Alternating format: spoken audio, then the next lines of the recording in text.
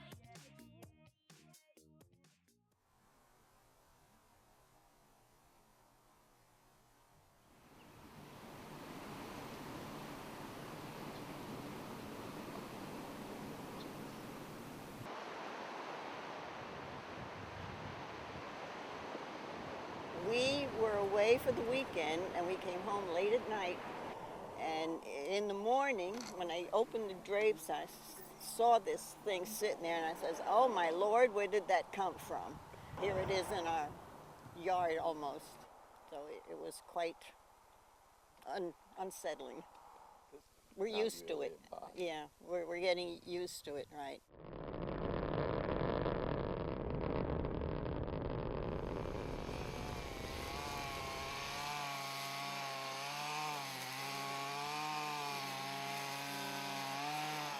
I'm James Bagwell. I'm in Frisco, North Carolina, sitting in front of my spaceship on Highway 12 down on Hatteras Island. It was advertised for sale in Playboy magazine in 1976. They had a 6-page spread. They sold it as the ultimate bachelor's pad. This came down to Hatteras Island and stayed in Hatteras Village for years and years and years. It then moved to Highway 12, and the Boy Scouts and Girl Scouts used it, and then a publishing company made a local paper and magazine out of it. When I purchased it, it was a hot dog stand at the local campground right below us. I was going to open up a flea market, and I wanted something to turn people's heads, to catch an eye. A lot of people stopped to take pictures. Look. Look. It seems to intrigue a lot of people, just the idea of the concept and the design. And so I leave it here as a photographic opportunity to take a break on a long road trip, because you really have to work to get down the island this far. Here behind? I got a mess rental. I put it here just to play with the county. The county hates it, and so this is by kind of jerk their chain, and they're really desperately hoping it's going to disappear. I got it. I like that better than anything else you've told I mean, I may be antisocial, but bureaucrats aggravate me sometimes.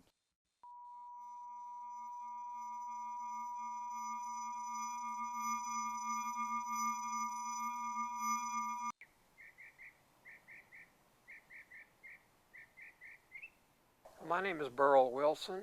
I am a former wood carver. A while back I had the fun of having a little carving shop down in Frisco and Hatteras Island, and the spaceship was just adjacent to me across the parking lot. I know there's always seems to be a problem with the county. The county says there's not enough parking area and there's no restrooms. Of course, you can't go into the spaceship anymore because it's just deteriorated to the point that it's unsafe for people to go in it. But when people came, they come visit my little carving shop. So to me, that was a good thing. Sitting in the little shop where I was, I could see out of my window, and I could see people who couldn't see me, and the things that people did when you don't know that somebody's looking at them. I've had the occasion when people decided they wanted to moon the spaceship. I had people came by with a chicken one time and wanted to take a picture of this rubber chicken. Some things probably wouldn't be appropriate to put on film, the things that I have seen there. Oh, there was a lot of people that would stop, and some of them would tell you how that they studied UFOs, and this is a little different than real ones because of this, or similar to real ones because of this characteristic of the building. And the whole time you're looking at them going, it's fiberglass and plywood. My brother and I run the Scotch Bonnet Fudge and Gifts in Frisco, North Carolina. My parents originally bought this place in '81. And they bought the flying saucer, the spaceship, in late '80s. My parents thought that would be a really neat landmark for the business. At first they had rented it out. It served as the office for our campground, because we have a campground here as well. And my brother and I lived in it for 2 summers. I know some people don't like it, but it's so unique. It keeps people on their toes, if nothing else. This is where it used to sit. It didn't have a traditional door. It had actually a hatch that was built into the, I guess, belly. And you had an electromagnet latch, and you push the button, and the hatch would actually, with a counterweight, come down real slowly, and it had stairs that would bring you inside. And when you get inside, then you just pull the rope, and it goes up real easy and latches. It was basically a 1-bedroom apartment or house. It had a kitchen area. It was a small stove, small refrigerator. Most of the walls in the living area and the one wall in the bedroom and bathroom were exterior walls, which were from the inside kind of shaped going down. And it had windows all the way around, so you always had plenty of light in it. We used to have a ball with people that would stop. The only annoying part living in it was sometimes you get people at midnight knocking on the door going, "Can we come up and take a look?" I'm not exactly sure how many people would stop there in a day, but I don't think anybody that rode them down the road at least slowed way down if they didn't stop. Most of the time they stopped both sides of the road. Well, we have had dozens and dozens and dozens of tourists that stop by to take pictures and walk around it and try to get inside. Some of them, they stand on one another's shoulders to look in the windows even. The only bother is when they cut across the driveway and dig holes and the water just settles in there.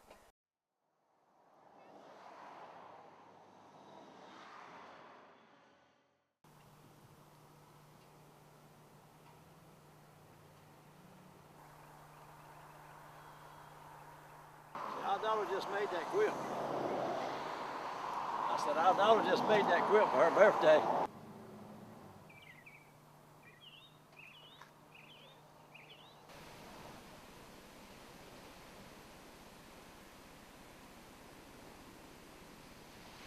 When the topic somehow comes up, we always say in a kind of a guilty way, "Let me tell you a little secret."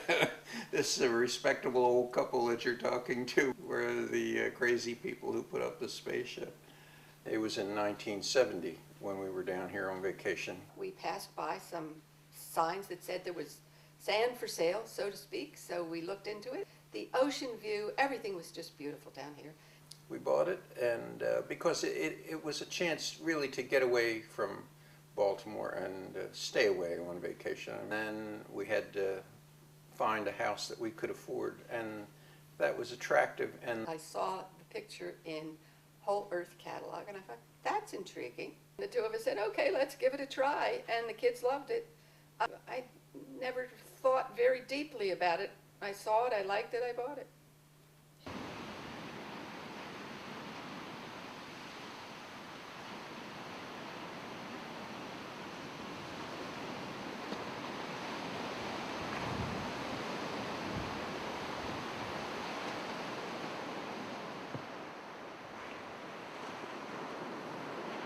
The saucer was a minimalist place. You just couldn't put a lot of stuff around. We had what we needed and only what we needed. you really couldn't get away from one another. You know, you couldn't go to your room and hide. So you were a captive of a situation where it was impossible not to enjoy yourself.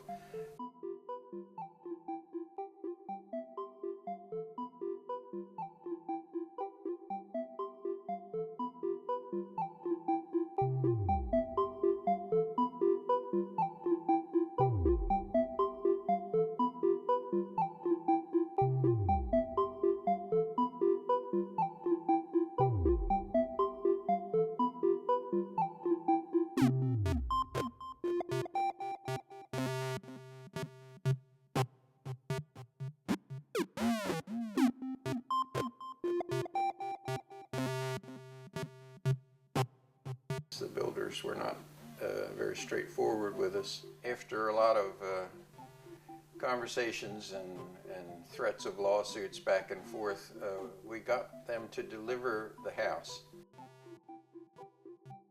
in two halves on flatbed trucks. I had to fly down to Currituck and get a lawyer, go to court. They didn't do any work on the house, and they got in their car and went home and left the house sitting here in two halves on the street.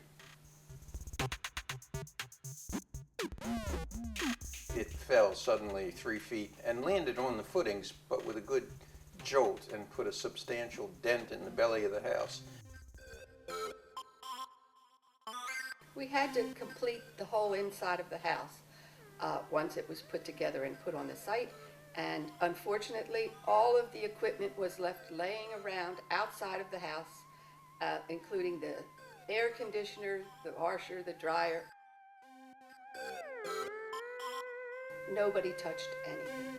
They were there when we came back weeks later. We had friends, family members and close friends, and at the center of them was a builder, and he volunteered to come down and resuscitate this poor house. There was about a dozen of us worked on the house, and from 6 in the morning to midnight every day for 2 solid weeks, and got it put together ourselves. You knew who your friends were from that experience because it was a heroic effort.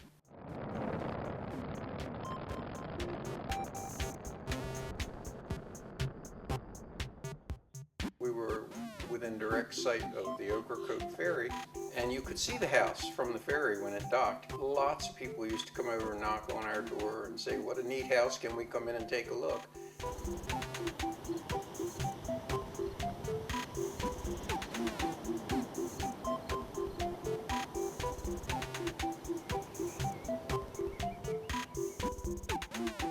So many things have happened. Babies have been born, grown up, and gotten married in this period of time, and it has, the people who have enjoyed the house still have a little corner of their hearts for that memory. These are guest books we have kept over the years. The man who really was responsible for finally putting the house together wrote this in 1975. "You know how we feel. We hated it at first, but now we love it. And you too." These are our next door neighbors from up in Baltimore. After 10 hours of driving in the pouring rain with a 17-month-old and 15 minutes trying to figure out how to get the saucer door open, of course the two unknown boys asking if we had any ray guns inside didn't help. This is what I wrote the last day, March 19th, 1983, that we were in the saucer. I'll leave the front part, but then after dinner we worked till 12:30 a.m. and got up at 7 to finish. It took 2 trips to the garage to stow it all. We finished up, locked up, and said, "Wah!" as we left. The fire department at Buxton is to use it as an office just as long as it gets moved soon. End of an era. That was the end of it. We had outgrown the house, our kids were big and so forth, so we couldn't exactly sell it. We gave it away to the volunteer fire department. They were going to burn it down for practice in putting out unusual fires, but they decided they'd rather have the money. They raffled it off, and it was moved to Frisco.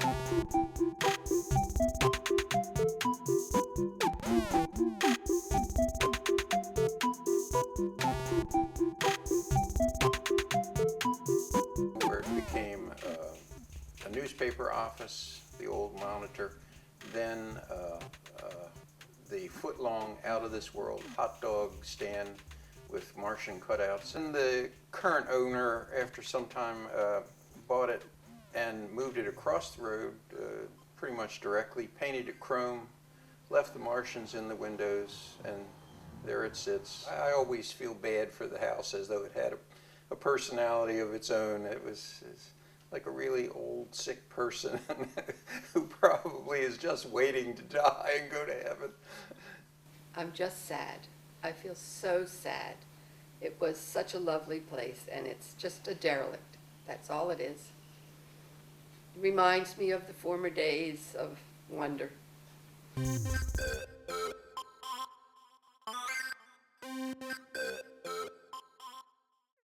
My name is Peter Mosley. I am a photographer. I have a degree in visual arts photography, art theory, art criticism. Each time that I went by, I kept thinking, I really need to photograph that.